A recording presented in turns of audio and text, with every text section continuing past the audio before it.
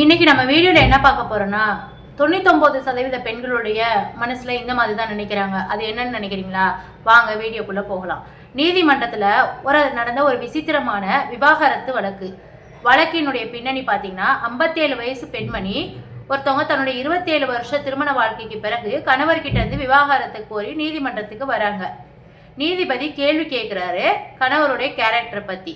நீதிபதி அந்த பெண் கிட்ட விசாரிக்கிறாரு. கணவர் உங்களை கொடுமைப்படுத்துறாரா, சந்தேகப்படுறாரா, அடிக்கிறாரா அப்படின்னு கேட்க அந்த பெண் எல்லாத்துக்குமே இல்லை இல்லை அப்படின்னு சொல்றாங்க. அப்போ குடிப்பழக்கம் இருக்குதா, கெட்ட வார்த்தை பேசுவாரா அப்படின்னா அதுக்கும் அந்த பெண்மணி இல்லை, அவர் கவர்மெண்ட் ஜாப்ல இருக்கிறாரு அப்படின்னு சொல்றாங்க. உங்களுக்கு எத்தனை வயசுல கல்யாணம் ஆச்சு அப்படின்னு கேட்குறாங்க. 30 வயசுல குழந்தை இருக்குதா, 31 வயசுல பிறந்த பெண் குழந்தை ஒன்று உள்ளது, அவளுக்கு 25 வயசுல திருமணமாகி இப்போ 1 வயசுல ஒரு குழந்தை இருக்குது அப்படின்னு சொல்றாங்க அந்த அம்மா. அப்போ விவாகரத்துக்கு என்னதாம்மா காரணம் அப்படின்னு சொல்லி கேட்டா வேற என்னதாங்க பிரச்சனை அப்படின்னு நீதிபதி கேட்கும்போது அந்த பெண்மணி 27 வருஷமா என்னால் முடியலைங்க, போதும்னு ஆயிடுச்சு அப்படின்னு சொல்றாங்க. எந்த கெட்ட பழக்கமும் இல்லை, ஆனால் திருமண நாள்ல இருந்து ஒரே ஒரு பழக்கம் தான் அவர்கிட்ட இருக்குது. டெய்லி காலையில் 4 மணிக்கு எதிர்த்து வாக்கிங் போவார். வரும்போது ஃப்ரெஷ்ஷாக பால் காய்கெல்லாம் வாங்கிட்டு வருவார். காலையில் அன்னைக்கு நைட்டே அரைச்ச மாவில் இட்லி சட்னி சாம்பார் ஃப்ரெஷ்ஷாக அரைச்சி போட்ட காஃபி கொடுக்கணும். காஃபிஸ்க்கு பக்கத்துலேயே வீடுங்கிறனால மதியானம் வீட்டுக்கு தான் சாப்பிட வருவார். டீ டைமுக்கு கூட வீட்டுக்கு தான் வந்துடுவார்.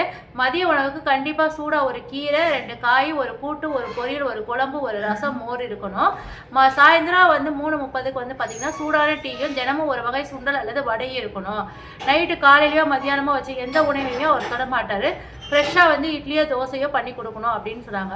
அப்போ அந்த பெண்ணுடைய மனக்குமரல் பார்த்தீங்கன்னாக்கா இவ்வளவு நாள் எப்படி சமாளிச்ச அப்படின்னு நீதிபதி கேட்டதுக்கு மகளுக்கு திருமணம் ஆகணும் அப்படிங்கிறதுக்காக அமைதியாக இருந்தேன்.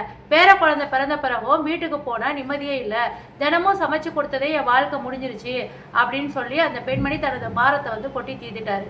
இதனால் இன்னைக்கு பல பேரோட பெண்களுடைய வாழ்க்கையில இப்படி தான் இருக்குது. கணவருக்கு குடிப்பழக்கமே இல்லை, அவர் கெட்ட வார்த்தை பேசல அப்படின்னா கூட சில விஷயங்கள் அவர் சொல்றது மட்டும்தான் கரெக்ட் அப்படின்னு யோசிக்கும் போது அந்த பெண்ணுக்கு அந்த வாழ்க்கையே சலிச்சு போயிடுது. பாரதியாரையும் தாசனை பற்றி ஒரு சின்ன செய்தி. பெண்களுடைய உழைப்பையும் இல்லறத்தில் அவங்க படக்கூடிய கஷ்டங்களையும் பற்றி தான் நம்ம பேச போகிறோம்.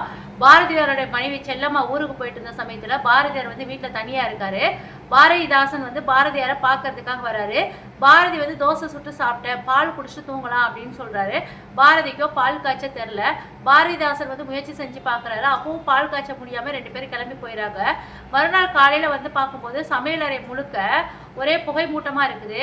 ஆனால் பாரதியார் தோல்வியை ஒப்புக்க முடியாமல் எப்படியோ பாலை காய்ச்சி குடிச்சிட்டு தூங்கிறாரு. அன்னைக்கு குடிச்ச டம்ளருக்கு கீழே ஒரு பேப்பர் இருக்குது. அதை எடுத்து பாரதிதாசன் படிக்கிறாரு. இரவெல்லாம் பாடுபட்டு பாலை காய்ச்சி குடித்த பிறகு பாரதியார் எழுதிய கவிதை வரிகள் தான் பெண்மையே வாழ்க என்று கூத்திடுவோமடா, பெண்மை வாழ்க என்று கூத்திடுவோமடா அப்படின்னு சொல்றாரு. பெண்களுடைய உழைப்பும் வல்லமையும் சமூகத்துல பெண்களுக்கிட்ட 30 ஆண்டு காலம் உழைச்சா ஒரு மேடையோ ஒரு இடத்தையோ அவங்களால அடையிறதுக்கு முடியும். ஆனா பல்லாயிரக்கணக்கான ஆண்டுகால போராட்டமும் தியாகமும் தேவைப்படுது. வளையுமே தவிர அது உடையாது. இப்போ ஒரு அட்வர்டைஸ்மெண்ட் பண்ணும்போது வீடு கட்டுறதுக்கு ஒரு கம்பி வளைஞ்சு கொடுக்கும், ஆனால் அது வலிமையாக இருக்கும். அதே போல தான் பெண்களும் வாழ்க்கையில் சூழ்நிலைக்காக வளைஞ்சு கொடுப்பாங்க, ஆனால் ஒருபோதும் உடஞ்சி போக மாட்டாங்க.